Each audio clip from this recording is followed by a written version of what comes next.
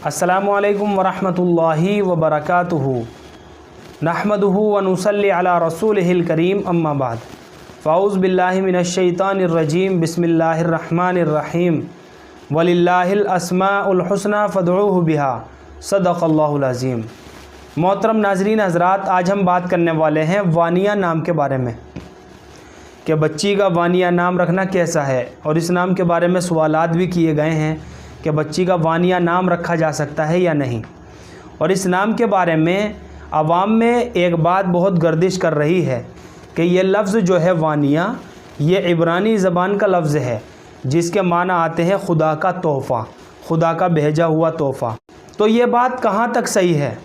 तो चलिए मोहतरम नाज़रीन हज़रात, इस नाम की मालूमात को समझ लेते हैं। तो मोहतरम नाज़रीन हज़रात, लफ्ज़ वानिया अलिफ़ के साथ वानिया नहीं है, बल्कि वानिया है आखिर में हा साकिन के साथ। आप स्क्रीन पर भी देख सकते हो वानिया, और ये अरबी ज़बान का लफ्ज़ है, इब्रानी ज़बान का लफ्ज़ बिल्कुल भी नहीं है, जिसका मादा वनी है। अब इसके बहुत सारे मानी आते हैं। नंबर 1 सुस्त, नंबर 2 लागिर जिस्म यानी भारी जिस्म, नंबर 3 हल्की और खुशगवार खुशबू। तीसरे मानी के एतबार से, जो इसके तीसरे माना है हल्की और खुशगवार खुशबू, तीसरे मानी के एतबार से बच्ची का वानिया नाम रखने में कोई हरज नहीं है, लेकिन इसके और मानी जो है वो मुनासिब नहीं है, लिहाजा माना के लिहाज से ये नाम अच्छा नहीं है।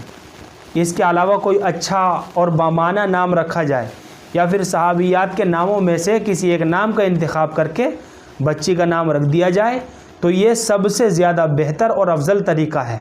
या फिर वानिया के बजाय हानिया नाम रख लीजिए, और हानिया जो है ये अरबी ज़ुबान का लफ्ज़ है, और हानिया के माना आते हैं खुशदिली, खुशहाली, पुरमुसरत, ये सब हानिया नाम के माना आते हैं। तो बच्ची का हानिया नाम रखा जा सकता है।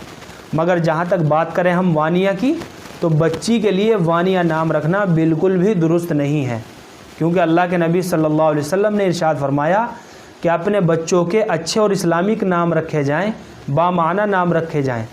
बेहतर तो ये है कि सहाबियात के नाम, अगर बच्चियों के नाम रखने हो तो सहाबियात के नामों के ऊपर रखे जाएं, बच्चों के नाम रखने हो तो अंबिया और सहाबा के नामों के ऊपर रखे जाएं। तो ये सबसे ज़्यादा बेहतर बात है। मुझे उम्मीद है कि आप सभी हज़रात को अच्छी तरह समझ में आ गया होगा। अल्लाह हम सब को सुन्नत और शरीयत पर पाबंद फरमाएँ। फ़क़त वल्लाहु आलम।